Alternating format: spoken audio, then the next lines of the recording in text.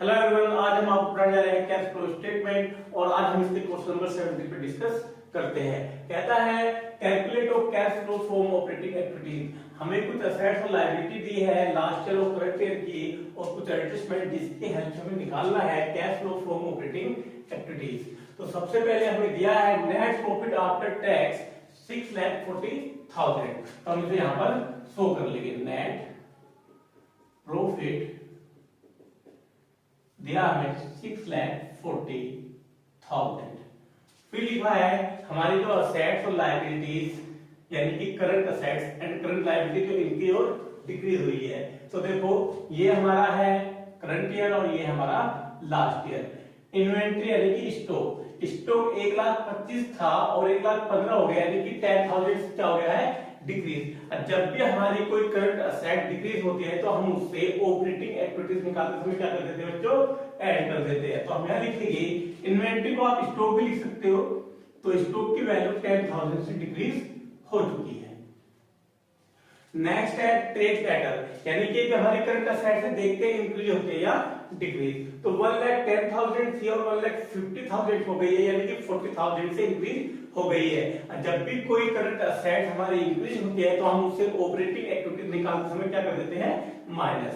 तो हम यहां लिखेंगे ट्रेड डेटर 40,000। फिर नेक्स्ट है प्रीपेड एक्सपेंसेस। ये भी हमारी करंट असेट्स होती है। 6,000 थी और 20,000 हो गई यानी कितने से इंक्रीज हुई 40,000 से। और जितनी भी इंक्रीज करंट असेट्स होती है हम उसे क्या कर देते हैं लेस। तो यहां लिखिए प्रीपेड एक्सपेंसेस 40,000। फिर यहां है ट्रेड पेबल। ट्रेड पेबल हमारे क्या होते हैं करंट लायबिलिटीज। और करंट लायबिलिटीज जो है हमारी 80,000 थी और 1,10,000 हो गई है यानी कि हमारी लायबिलिटीज क्या हो गई है इंक्रीज हो गई है। जब भी हमारी करंट लायबिलिटी इंक्रीज होती है तो हम उससे ऑपरेटिंग एक्टिविटी निकालते समय क्या कर देते हैं ऐड कर देते हैं। तो ये इंक्रीज है 30,000 से। तो यहां लिखेंगे ट्रेड पेबल को आप क्रेडिटर भी लिख सकते हो और इंक्रीज अमाउंट है 30,000। फिर है प्रोविजन फॉर टैक्सेशन। और देखो provision for taxation operating activities निकालते समय ऐड कर दिया जाता है और जो करंट ईयर का होता है जो लास्ट ईयर का होता है उसे माइनस कर देते हैं। तो करंट ईयर का जो हमारा 20,000 था उसे ऐड कर लेंगे यहाँ पे प्रोविजन फॉर टैक्सेशन के नाम से। Provision for tax current year का 20,000 तो इसे हम ऐड कर लेंगे। फिर नेक्स्ट लिखा है डेप्रिसिएशन अमाउंट प्लांट कितना 55,000 यानी कि हमारा जो डेप्रिसिएशन हुआ है प्लांट पर वो हमें लॉस हो गया क्योंकि हमारी एसेट्स की वैल्यू डिक्रीज हो जाएगी। तो उसे हम यहाँ पर लिख देंगे क्योंकि एक फिक्स एसेट्स है 55,000। इंश्योरेंस क्लेम रिसीव हुआ है 50,000 का। अब देखो अगर हमारा कोई डैमेज हुआ है तो हम उसपे इंश्योरेंस क्लेम कर सकते हैं, अदरवाइज इस एंट्री को पास करने का कोई जरूरत नहीं है। अगर करनी है तो आप इसे यहाँ पर लेस कीजिए और लास्ट में जो आपका ऑपरेटिंग एक्टिविटीज पहले आएगा अमाउंट उसमें से आप उसे क्या कर दोगे ऐड कर दोगे। तो हमारा क्या निकल के आएगा ऑपरेटिंग एक्टिविटीज। यानी कि इस एंट्री को तभी करना चाहिए जब आपको पहले से कोई डैमेज हुआ हो जिसके बदले आपको क्लेम मिला हो। नेक्स्ट हम बढ़ते हैं गेन शेयर ऑफ इन्वेस्टमेंट 20,000 यानी कि हमने कोई इन्वेस्टमेंट करा था उस समय क्या हुआ है प्रॉफिट हुआ है तो प्रॉफिट को माइनस कर देते हैं। तो यानी कि गेन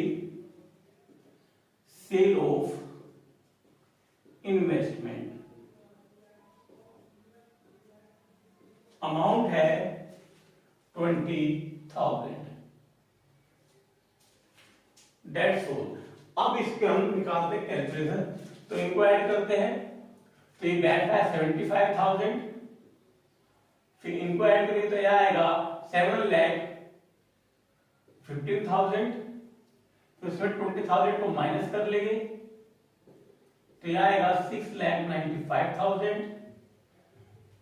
और फिर हम ये ऐड करेंगे 30 और 10 होते हैं 40 को इसमें ऐड कर देंगे तो ये हमारा बैठेगा 7,35,000 और उसमें से हम माइनस कर देंगे 54,000। फिर इसको माइनस करने पर आएगा हमारा 6,81,000। अब इसमें से हम लास्ट का प्रोविजन फॉर टैक्सेस को घटा देंगे जो कि 50,000 और यहाँ लिखेंगे less provision for tax, last year का हमारा 15,000, तो इसकी वैल्यू को घटाने पर हमारा जो आंसर आएगा वो होगा 6,66,000। तो यही हमारी क्या होगी, cash flow from operating activities, operating activities, that's all.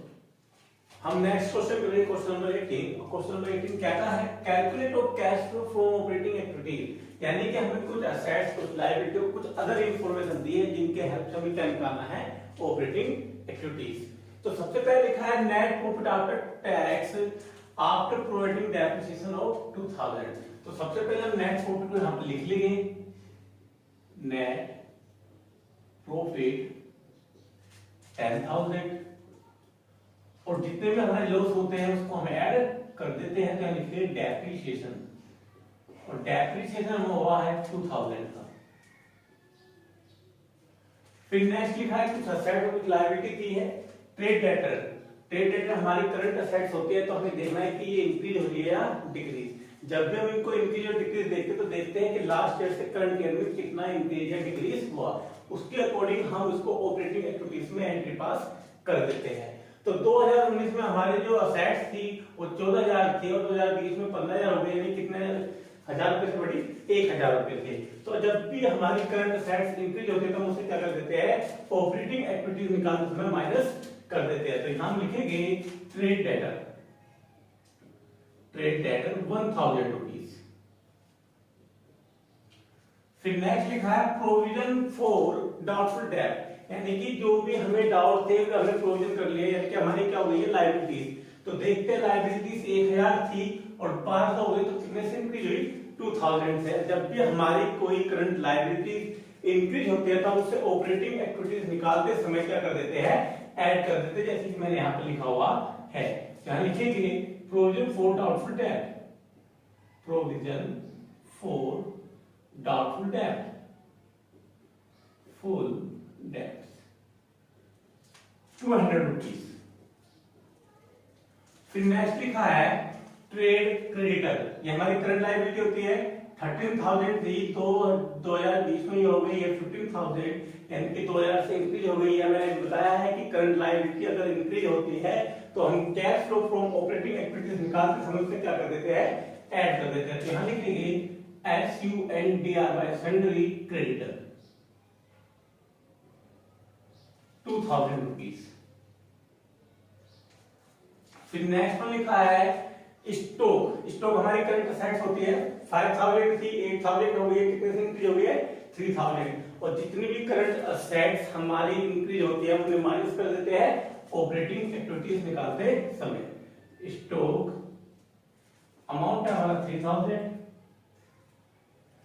जब भी आप लिखे 2019 2020 का डिफरेंस वैल्यू लिखनी है, कभी भी ना तो 2019 की एंट्री पास होगी ना 2020 की, इन दोनों के बीच में जो भी डिफरेंस होगा, चाहे वो इंक्रीज हो चाहे डिक्रीज हो, केवल उसी की एंट्री पास करनी होती है हमें कैश फ्लो ऑपरेटिंग एक्टिविटीज बनाते समय।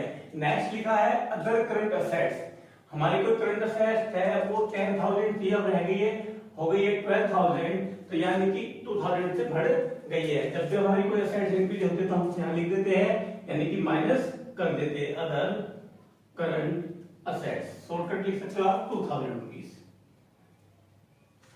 फिर नेक्स्ट लिखा है एक्सपेंसेस पेबल, एक्सपेंसेस पेबल का मतलब है यानी कि हम पे कोई आउटस्टैंडिंग है, और आउटस्टैंडिंग हमारी करंट लायबिलिटी होती है, तो हमें ये देखना है कि इंक्रीज हो रही है डिक्रीज। 1,000 थी 1,500 हो गई है, तो यानी कि 500 रुपए से इंक्रीज हो गई है। जब भी हमारी कोई करंट लायबिलिटी इंक्रीज होती है तो हम क्या कर देते हैं, ऐड कर देते हैं। तो हम यहां लिखेंगे एक्सपेंसेस पेबल या आउटस्टैंडिंग, एक्सपेंसेस पेबल 500 रुपीज। फिर नेक्स्ट लिखा है अकड़ इनकम, अकड़ इनकम यानी कि हमने कमा तो लिया पर हमें अभी भी मिली नहीं है, यानी हमारी कौन सा असेट्स है, करंट असेट्स है, और करंट असेट्स हमारे 3,000 थी लास्ट ईयर में, पर अब प्रेजेंट में है वो करंट ईयर में 4000 1000 से इंक्रीज कर रही है, इंक्रीज करेगी तो हम करंट असेट्स को क्या कर देंगे, माइनस कर देंगे ऑपरेटिंग एक्टिविटीज बनाते समय। तो यहाँ लिखेंगे अकर्ड इनकम। आप इसे अकर्ड बोलिए, अक्रूड बोलिए, जो भी प्रोनाउंसिएशन आपको उचित लगे उसको आप यूज कर सकते हो, वो दोनों ही ठीक होती है। आगे है इनकम रिसीव इन एडवांस, यानी कि हमने इनकम को रिसीव कर लिया एडवांस में, तो हमारी क्या हुई है, लायबिलिटी। मान लो मैं आपसे कोचिंग की फीस एडवांस ले लेता हूं, तो यानी कि मेरी रिस्पांसिबिलिटी बनती है कि उसके बदले में आपको सर्विस प्रोवाइड करूं, यानी कि मेरी क्या हुई है, वो लायबिलिटी। इसलिए जब भी आप कोई इनकम रिसीव करते हैं एडवांस, तो आपकी होती है करंट लायबिलिटी, और करंट लायबिलिटी 2000 से 1000 हो गई है, यानी कि डिक्रीज हो गई है, तो हम उसे क्या करेंगे, माइनस कर देंगे। क्या लिखेंगे, income receive in advance, income received in advance 1000 से।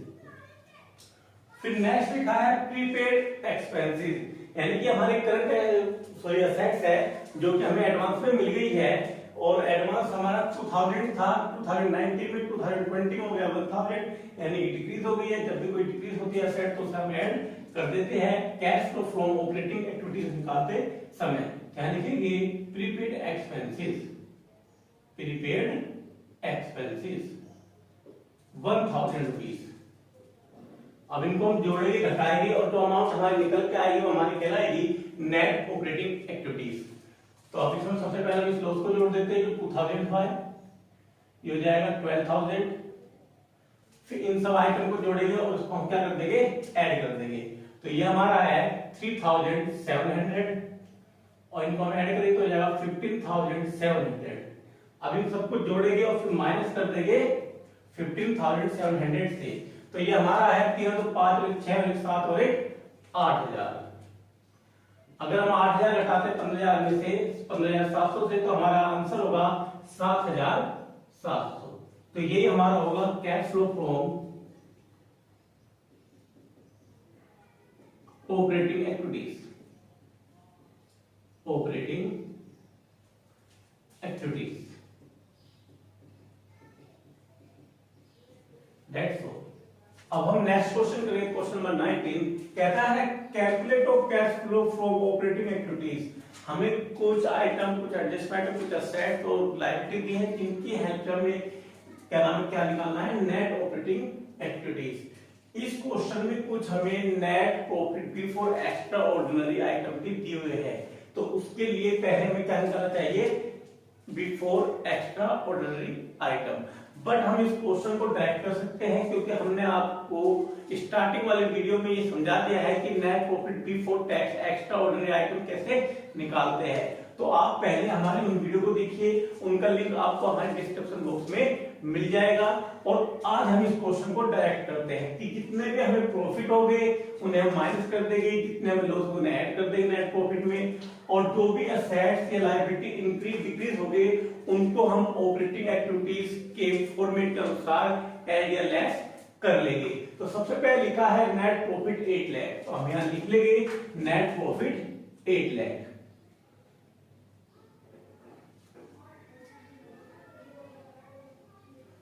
फिर लिखा है फाइनल डिविडेंड। फाइनल डिविडेंड को हम क्या बोलते हैं, प्रपोज डिविडेंड। अब प्रपोज डिविडेंड को हम ऐड कर देते हैं, क्योंकि हमें पे करना होता है प्रपोज्ड डिविडेंड। अमाउंट है 1,10,000।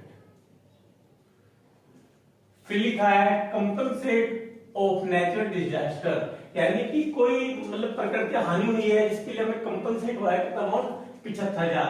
अब देखो हमें कोई डैमेज तो दिया हुआ है पर उसका कंपनसेट दिया हुआ है, तो जरूरी है कि हम इस एंट्री को पास करें। हम इसको विदाउट एंट्री पास किए भी ऑपरेटिंग एक्टिविटीज निकाल सकते हैं, पर हम इसको एक मेथड से और करते हैं कि इसको मैं यहाँ पर माइनस कर दूंगा, क्योंकि हमें रिसीव हुई है, इनकम हुई है, और मैंने बताया जितनी भी हमें इनकम या गेन हो गई, चाहे वो कैसे भी, उसे हम क्या कर देते हैं, माइनस कर देते हैं। तो हम इसे यहाँ पे माइनस कर लेंगे, लेस compensate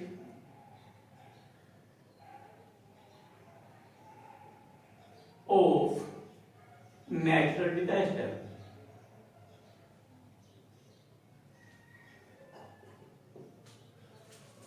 75,000। आप इस एंट्री को पास करें ना करें, आप इसको फिर भी डायरेक्ट ऑपरेटिंग एक्टिविटीज को फाइंड कर सकते हैं। हम आपको अभी करके दिखाएंगे इसके सेकंड फॉर्मेट में। डेप्रिसिएशन 15,000 है, सॉरी 1,50,000 है, तो डेप्रिसिएशन हमारा लॉस होता है, उसे हम यहाँ पर जोड़ लेंगे, ये हो जाएगा 1,50,000। फिर नेक्स्ट लिखा है loss on sale of investment.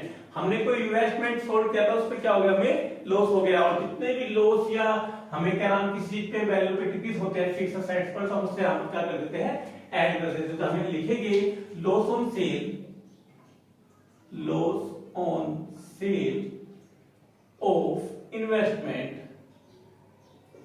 Amount है हमारा 30,000।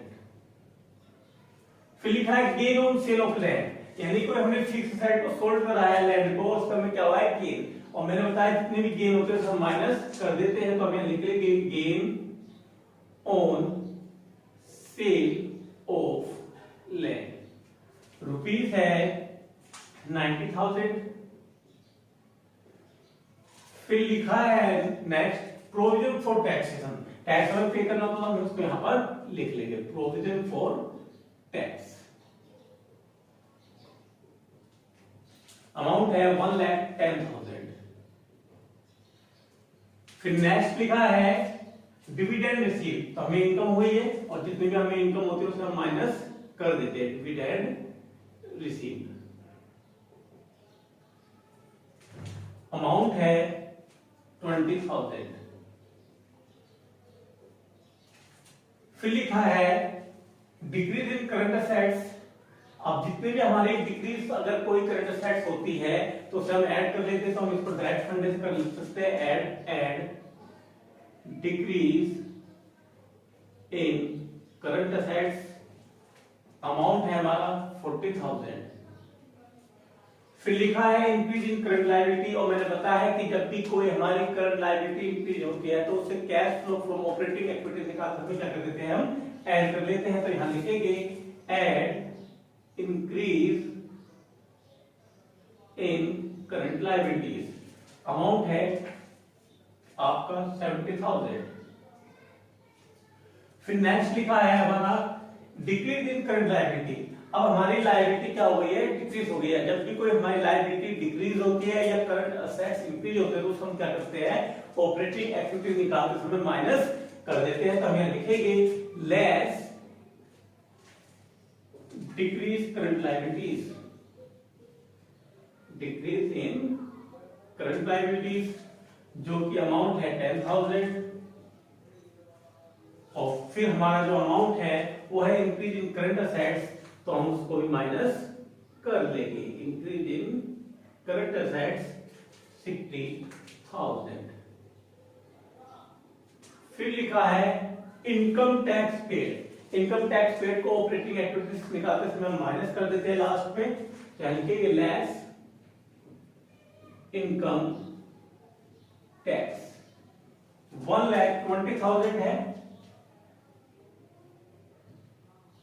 और 1,20,000 में से हम इसका रिफंड एक बार तो यहां पर माइनस करेंगे, तो आएगा 1,10,000, और इस रिफंड को यहां पे माइनस करेंगे क्योंकि इसमें हमें net profit before tax extra ordinary item निकालना होता है, और जितने भी उसमें हमें रिफंड्स होते हैं उन्हें हम माइनस कर लेते, तो हमें एक बार ही यहां पर भी शो करना पड़ेगा रिफंड टैक्स के नाम से, refund tax 10,000।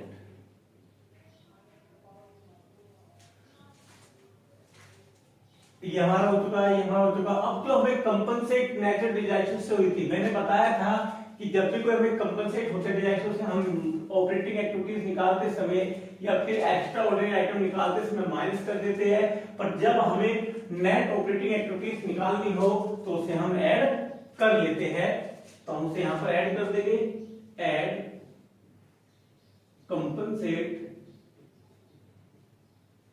Of natural destroy लिख दो या डिजास्टर जो लिखा है इसमें, थोड़ा शॉर्टकट लिखते हैं। ये अमाउंट है 75,000। अब हम इसको सॉल्यूशन करते हैं और देखते हैं कि हमारा नेट ऑपरेटिंग एक्टिविटीज अमाउंट क्या होगा। अब इनको ऐड कर लेते हैं, जोड़ने पर आ रहा हमारा 4 लाख रुपीस। इसको हम जोड़ देंगे तो ये बैठेगा 12 लाख, और 12 लाख में से हम ये सब माइनस कर देंगे और ये जोड़ने पर आ रहा है हमारा 1,95,000। इसे हम घटाते तो ये आएगा 10,05,000 रुपीस। फिर जो दोनों को जोड़ते हैं ये बैठ रहा है 1,10,000, और ये हमारे ऐड आइटम है तो हम इनको ऐड कर लेंगे और ऐड करने पर आएगा हमारा 11,15,000।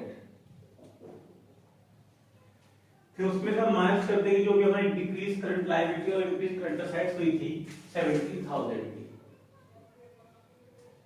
माइनस करने पर आएगा 10,45,000।